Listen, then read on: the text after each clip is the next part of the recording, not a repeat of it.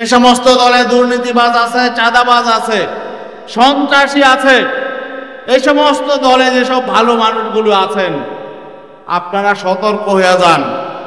এই অপকর্মকারীদের দায়ে কিন্তু একদিন আপনারাও বিপদে পড়বে। আওয়ামী লীগের তো সবাই খারাপ ছিল না, যারা খারাপ ছিল তাদের কারণে আজকে ভালো মানুষগুলো বিভিন্ন জায়গায় বিপদে আছে, ঠিকই ঠিক না? ইসলামী আন্দোলন বাংলাদেশ কোন দলে সবাইকে খারাপ এটা কিন্তু বলে না।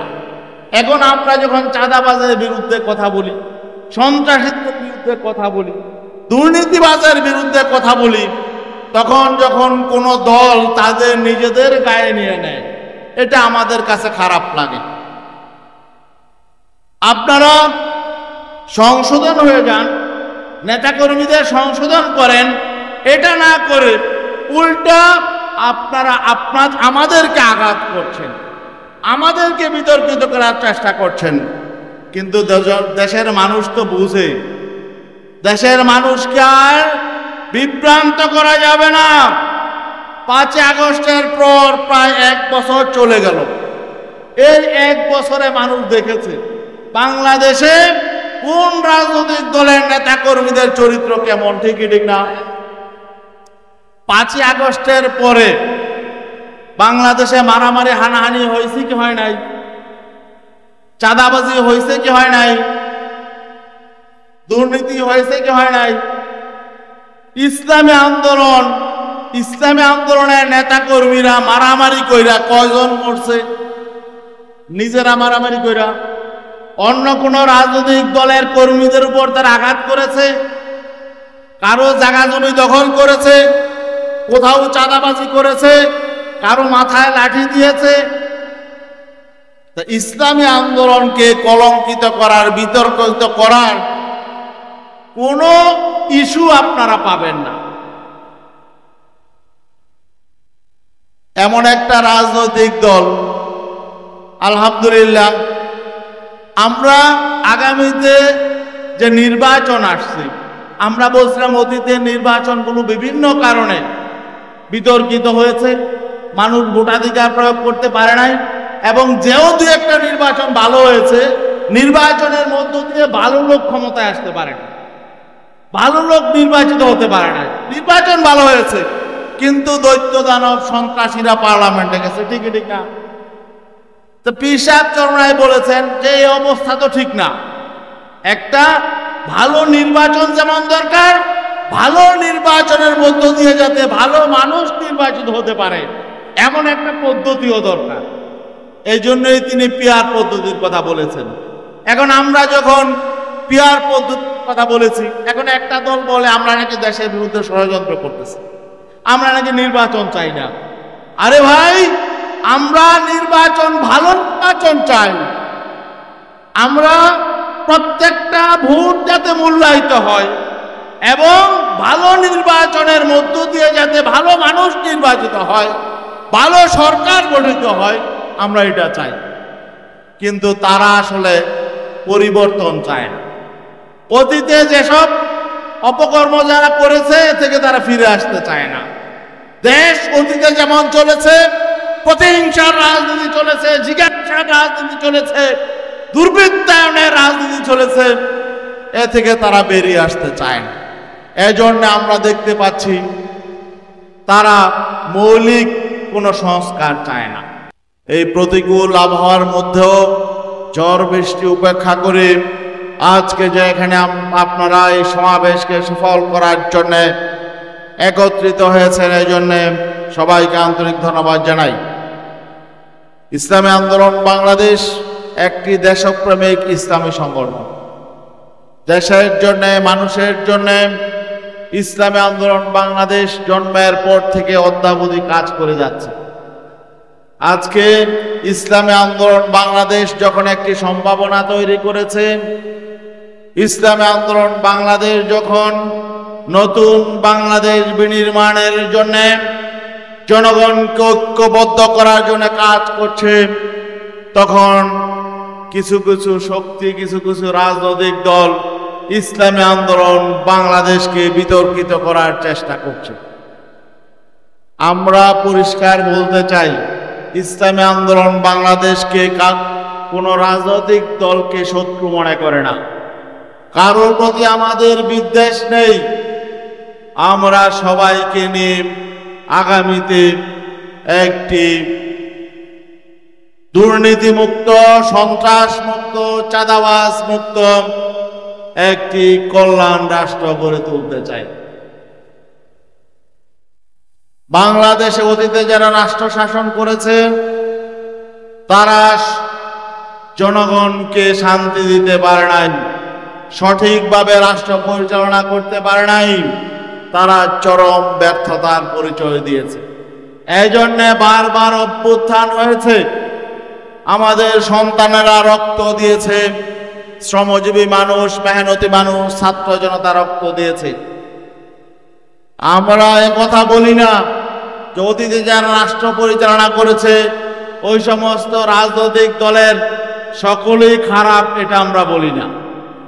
একটা রাজনৈতিক দলের সবাই খারাপ থাকে না, কিন্তু একটা রাজনৈতিক দলের যখন উল্লেখযোগ্য নেতাকর্মী দুষ্ট প্রকৃতির থাকে, সন্ত্রাসী থাকে, দুর্নীতিবাজ থাকে, তখন তাদের অপকর্মের কারণে ভালো মানুষগুলো বিপদে পড়ে। ঠিক ঠিক না? এই জন্যে আমরা বলবো যে সমস্ত ভালো মানুষগুলো,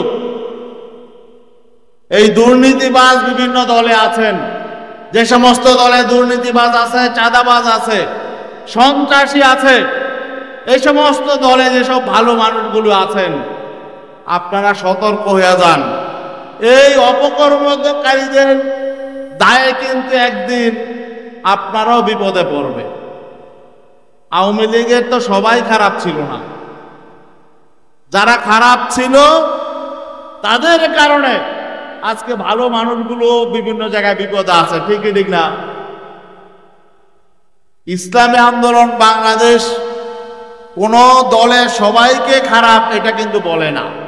এখন আমরা যখন চাঁদাবাজের বিরুদ্ধে কথা বলি, সন্ত্রাসীদের বিরুদ্ধে কথা বলি, দুর্নীতিবাজের বিরুদ্ধে কথা বলি, তখন যখন কোন দল তাদের নিজেদের গায়ে নিয়ে নেয়, এটা আমাদের কাছে খারাপ লাগে।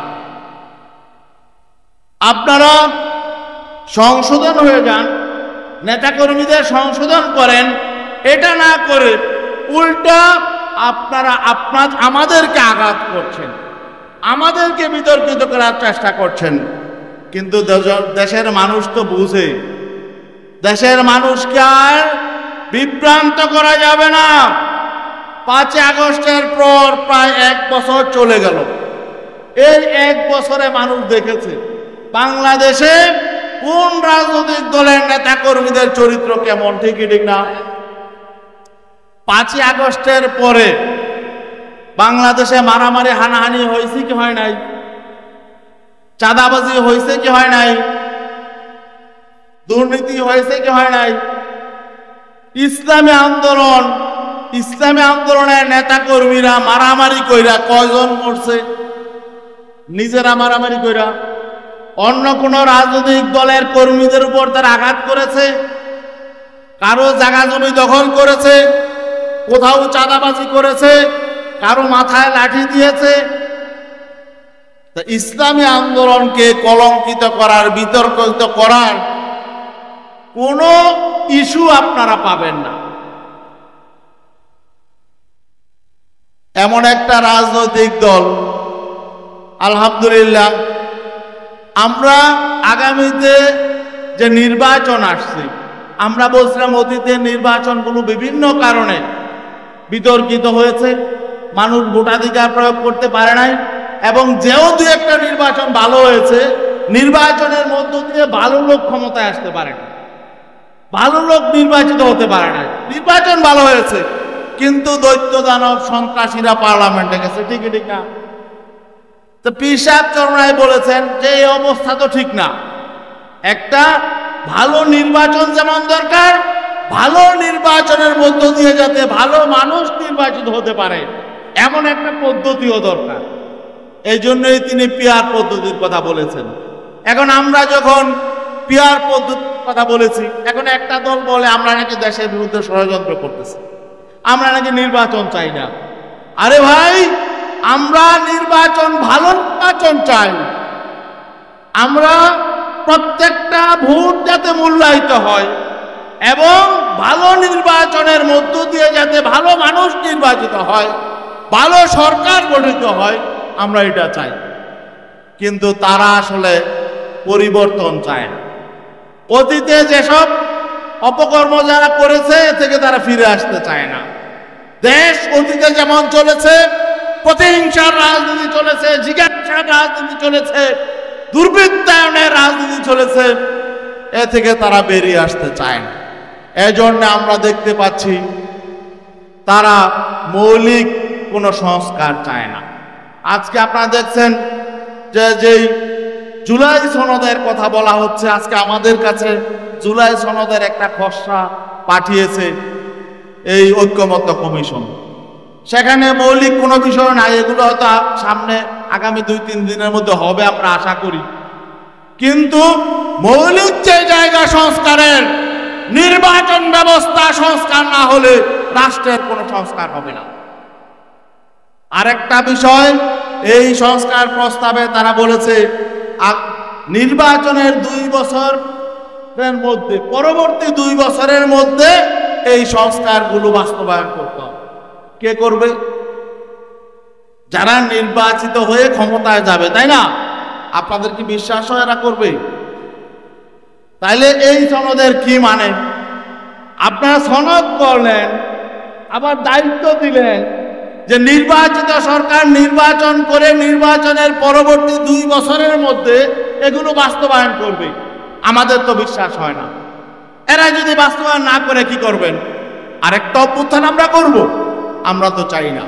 এজন্যই এই সংস্কার প্রস্তাব যাতে বাস্তবায়ন হয় তার কার্যকর ব্যবস্থা এই সরকারকে নিয়ে যেতে হবে। মরহুম প্রেসিডেন্ট জিয়াউর রহমান তিনি হানা ভোট দিয়েছিলেন, মনে আছে আপনাদের? কোন সরকারের কাছে সংস্কার প্রস্তাব রেখে যাবেন না। এই সনদ সকল রাজনৈতিক দল স্বাক্ষর করবে। স্বাক্ষর করার পরে জনগণের ম্যান্ডেট নিতে হবে। যারা সংস্কারের পক্ষে তারা হা ভোট দিবে, যারা পক্ষে না তারা না ভোট দিবে। আগামীতে 2 বছরের জন্য আমরা কারো হাতে এটা দিয়ে যেতে চাই না। এই অভ্যুত্থান, এই জুলাই আগস্টের অভ্যুত্থানের প্রত্যাশা পূরণের জন্য সরকারকে ক্ষমতায় বসানো হয়েছে। শুধু একটা নির্বাচন দিয়ে কাউকে ক্ষমতায় বসানোর জন্য নয়। অতএব ইসলামী আন্দোলন বাংলাদেশ গঠনমূলক রাজনীতি করে, নিয়মতান্ত্রিক রাজনীতি করে, শান্তির রাজনীতি করে। এই শান্তির রাজনীতি আগামীতে আমরা এগিয়ে নিয়ে যেতে চাই এবং আমরা একা নই। বাংলাদেশে ভালো মানুষগুলো, আপনারা বিভিন্ন রাজনৈতিক দলে যারা ভালো মানুষ আছেন, আপনারা যদি সামনে বিপদে পড়তে না চান, আপনারা আহ্বান জানাবো আপনারা ভালো মানুষগুলো ঐক্যবদ্ধ হন। আমরা ইসলামী আন্দোলন বাংলাদেশে আমির আহ্বান জানিয়েছে আগামী নির্বাচনের সকল ইসলামী শক্তি এবং ভালো মানুষগুলো ঐক্যবদ্ধ হবে ইনশাআল্লাহ।